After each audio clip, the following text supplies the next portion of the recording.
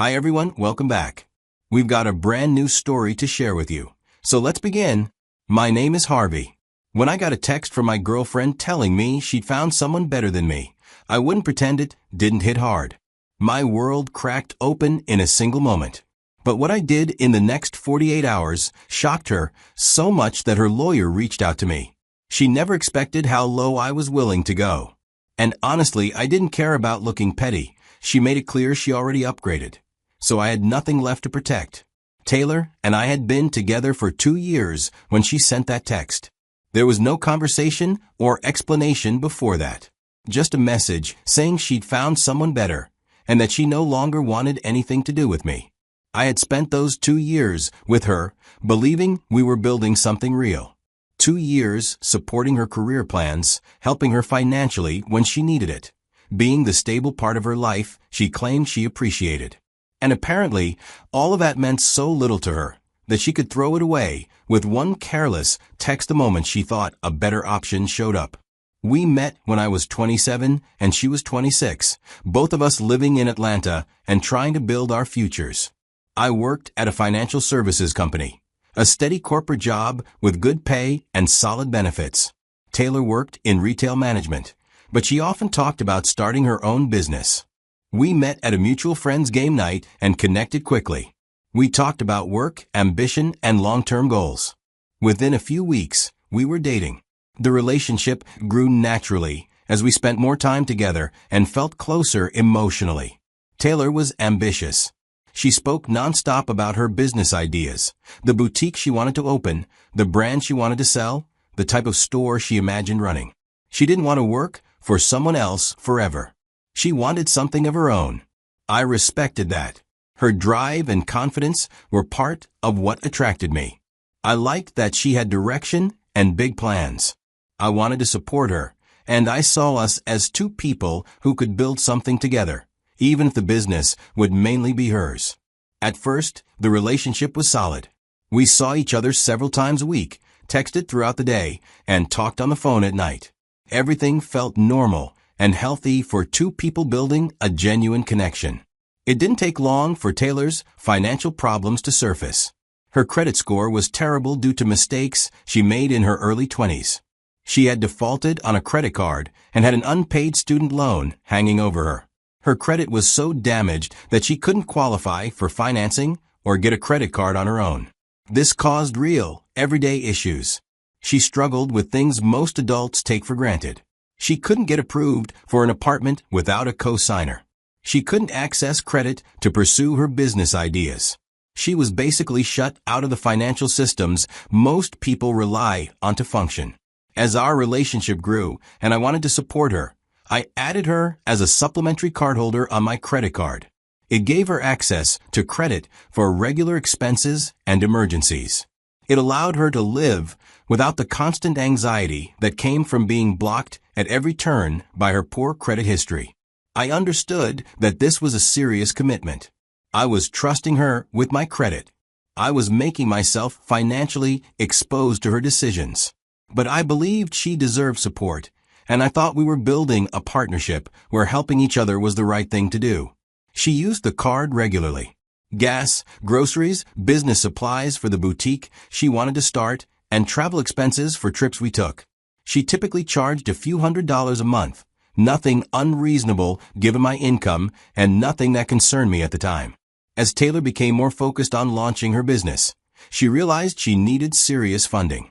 She needed capital for inventory, a security deposit for a retail space, and money to cover her first few months of operating costs.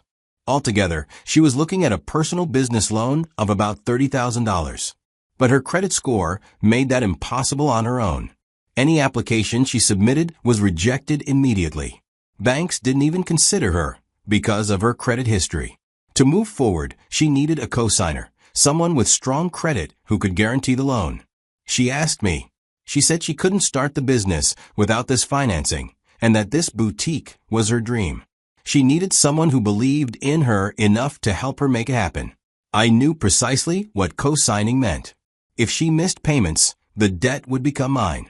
If the business failed, I would be legally and financially responsible.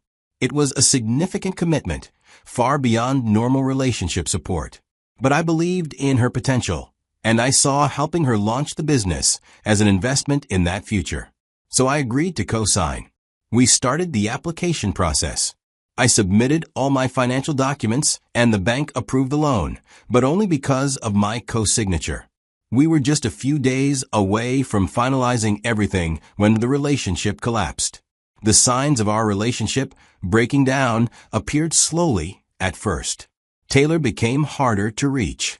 She took hours, sometimes days, to respond to my texts. She let my calls go to voicemail. Her explanation was always the same. She was too busy to communicate normally. But her behavior didn't match her excuses. She claimed she was overwhelmed, yet her Instagram stories showed her out with friends, concerts, restaurants, events she never once mentioned to me. She had the time and energy for her social life, just not for us. She would answer comments on her social media posts within minutes, but leave my messages on read for the entire day. The selective availability wasn't subtle. It was deliberate, and it stung. She also began canceling plans at the last minute. She would agree to meet for dinner, then text an hour beforehand to say she was too tired. She would say she'd come over after work, then simply never show up. The excuses were weak. Something came up, I fell asleep, and they came without apology or explanation. Other times, there were no excuses at all. She just wouldn't show up. If I asked what happened, she would go silent. I became confused and worried because nothing added up. I tried to check in gently whenever she gives me an audience. I asked if she was okay, if she needed support, and if she wanted to talk about whatever she was dealing with. I approached her with care, not confrontation. She gave vague, empty answers. She insisted everything was fine. She said she was just busy. She told me I was being demanding. She turned my concern into a problem with me instead of addressing her behavior. After several weeks of the same pattern, I finally decided to confront it directly. She had canceled another plan, saying she was exhausted. But that same night, I saw her Instagram story. She was out earlier that day with her friends. The next day, I sent her a text. I kept it straightforward, telling her I felt ignored and disrespected. I pointed out that her actions didn't match her excuses. I mentioned seeing her active on social media, yet she claimed she was too busy or too tired for our relationship. I said I deserved honest communication. I expected some kind of reaction, maybe defensiveness, an apology, or an explanation about what was actually going on. At the very least, I expected a real conversation about the problems between us. What I got instead was a cold, final message. It was a blunt rejection. According to her text, I found someone better than you. I don't want to be associated with you anymore. I read the message several times, trying to process it. 2 years of a relationship thrown away in one sentence about finding someone better. I felt a mix of shock, anger, and a strange sense of clarity all at once. Yes, I was hurt, but I also knew instantly what needed to happen next. I didn't argue or ask questions. I didn't try to fix anything. I simply replied, I agree. What I meant was simple. I agreed the relationship was over. If she believed she had found someone better, then she should go. I wasn't going to beg, negotiate, or create drama. But I also knew, with complete certainty, that all financial support ended right there. Taylor didn't get to walk away from a relationship while still keeping access to my money, my credit, or the lifestyle I helped pay for. That evening, I started making calls and sending emails to shut everything down. I called my credit card company and canceled the supplementary card I had given Taylor. I told them the authorized user was no longer permitted and that the card needed to be deactivated immediately. After the call, I logged into my online banking to confirm the cancellation. Within a few hours, the card showed as inactive. Any charge she tried to make would be declined on the spot. Next, I contacted the bank handling her business loan application. I informed them that I was withdrawing as the co-signer and no longer wished to guarantee the loan. I asked them to cancel the application completely. 2 days later, the bank confirmed what I already expected. Without my co-signature, the loan couldn't move forward. Taylor's credit wasn't strong enough to qualify on its own. The entire loan approval collapsed the moment my name came off the paperwork. For me, the relationship was finished. And when the relationship ended, so did every financial obligation tied to it. Cause and effect. Simple. I assumed the bank's denial triggered everything else on Taylor's end. She started sending messages that were nothing like her cold goodbye. The bank had informed her that the loan was no longer viable without a co-signer, that her credit alone wasn't sufficient, and that she needed another form of financing or she'd have to cancel her business plans entirely. Apparently, she had already made commitments to suppliers and landlords, expecting that the loan money to come through. She had promised deposits and payments she now couldn't make. Without financing, her entire business launch collapsed overnight. Then the frantic messages began. She said I couldn't cancel things without warning. She accused me of sabotaging her business, called it unfair and vindictive, and insisted that I reinstate all financial support immediately. I didn't reply. I had already said everything that needed to be said. She ended the relationship. Everything attached to it ended as well. There was nothing left to discuss. Within a week, her lawyer contacted me. I received an aggressive email accusing me of destroying Taylor's business prospects. They demanded that I restore her credit card access and re-sign the loan. They threatened legal action if I refused. The email tried to paint me as a vindictive ex who was intentionally hurting her career. They tried to build a story where I somehow owed her continued financial support, even after she ended the relationship. I didn't answer her lawyer myself. I forwarded every message to my attorney so there would be no mistakes and no loopholes they could use against me. My attorney sent a professional, straightforward reply to Taylor's lawyer. He stated clearly that I had no legal obligation to provide financial support to an ex-girlfriend. Every form of support I had given in the past had been voluntary, and I had the right to stop at any time. There was no contract, no agreement, nothing that tied me to her financially or gave her any right to my credit. He also pointed out that co-signing a loan is a significant responsibility, and I was fully within my rights to reconsider before signing anything. No reasonable adult would expect someone to co-sign a large debt for a woman who had already ended the relationship. He added a warning. If the harassment continued, we would document everything and consider filing for a restraining order. It was a clear reminder that I was taking the situation seriously and would not be intimidated. Taylor's lawyer sent one more email. This time, they tried to argue that I had made commitments that I needed to honor. They claimed she had made business decisions based on the expectation of my financial backing, and that pulling away had caused damages I should be responsible for. My attorney shut that down immediately. He explained that any decisions Taylor made on the assumption that her boyfriend would indefinitely support her were her own risk. Relationships end. Adults are responsible for their own finances. If she wanted guaranteed funding, she should have gotten proper business contracts, not relied on a dating relationship as her financial plan. Apparently, they consulted with other lawyers after that, because the tone shifted. I received a notice saying Taylor was considering taking me to court, clearly an attempt to scare me into resuming support rather than an actual belief they had a case. My attorney wasn't worried. He told me plainly that they had no legal foundation. Without marriage or a signed contract, I had zero obligation to her. Any judge would dismiss it immediately.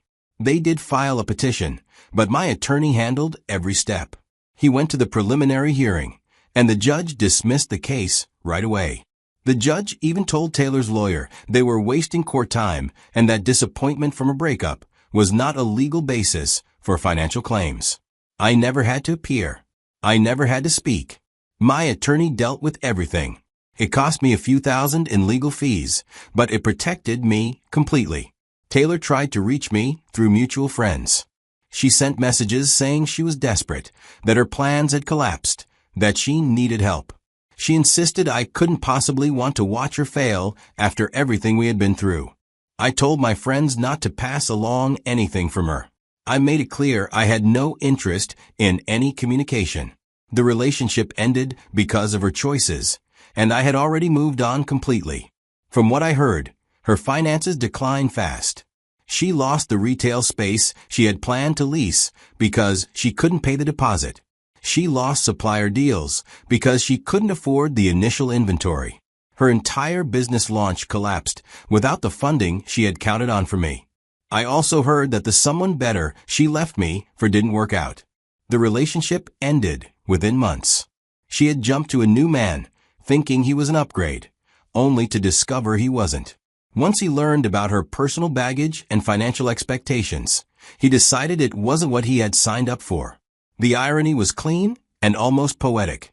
Taylor had tossed me aside as if her new option would give her everything I already provided, plus whatever extra qualities she thought she wanted. But within months, she realized her supposed upgrade was actually a downgrade in every way that mattered to her stability and her plans. The new man had financial stability, yes, but not the willingness to support her business dreams the way I had. She traded a partner who was genuinely invested in her success for someone who only cared about the surface-level relationship, not the long-term commitment or support. By the time she understood her mistake and tried reaching me through every possible channel, I was long gone, emotionally and practically. I had processed the betrayal, protected myself legally and financially, and closed that chapter completely. Some mutual friends tried to speak on her behalf. They said she had made a mistake and deserved a second chance. They argued that her business dreams were essential and that I could help her if I decided to be generous. They hinted that I was holding a grudge and stopping her from moving forward with her life. But they completely missed the point. This wasn't about revenge, bitterness, or punishing her. It was about understanding what her actions revealed. Anyone who could discard me so easily, while I was still supporting her and helping her pursue her ambitions, was showing me exactly how she viewed me and the relationship. She saw me as a financial tool, not as a partner. The moment she believed she had found someone better to fund her dreams, she dropped me without hesitation, without gratitude, without a second thought. That wasn't a minor mistake. It wasn't bad judgment. It was a clear look at her real priorities and values. Going back to support her after seeing that truth would have meant accepting that role permanently. It would have sent her the message that she could treat me as disposable, and I would still come running whenever she needed money. It would have taught her that relationships could be purely transactional and that I would tolerate being used. There are several lessons I took from this experience, lessons anyone in a relationship should understand. I learned that financial support ends when the relationship ends.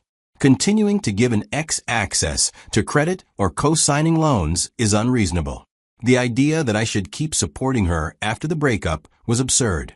Protecting myself financially wasn't harsh. It was the obvious, responsible choice. I learned that some people treat relationships like transactions.